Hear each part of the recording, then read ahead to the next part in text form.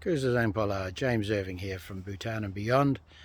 Today's the Sunday the 25th of June. Lovely winter's day here on the Gold Coast in Australia. Just want to talk to you briefly about trekking in Bhutan. Now that Bhutan's reopened and we're finally getting some travellers back in there over the last 6 months, we've noticed a little bit of a change to the trekking situation. So what does it mean?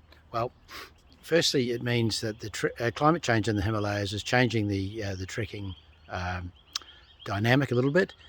Think late April, May in the first half of the year, second half of October through to mid-November in the second half of the year.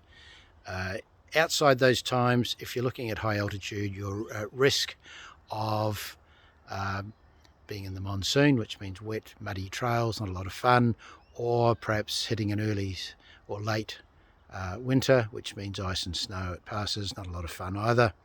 So it really is contracting that period for high altitude. We do have a nice new high altitude trek called the Chomohari Soy Yaksa trek. The Chomohari trek used to be sort of a 9-day, 8-night trek. Now the Chomohari Soy Yaksa, which is a high altitude trek with great views if you get clear weather of Mount Chomohari, Ditchy Drake and others. So that's now reduced to a 6-day, 5-night trek. So that's going to help some people who want to do high altitude trekking and not be away for too long.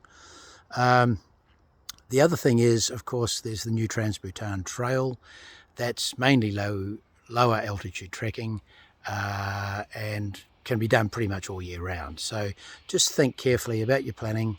The other thing is, of course, there are less trekking crews available now in Bhutan since the COVID thing. So the trekking season, now that it's been condensed into just a few months for high altitude, you need to book well in advance or you won't get the equipment and you won't get the trekking crew. So please do plan early. We'll be happy to help you out. Look forward to talking to you more about trekking in Bhutan. Tashi Dali.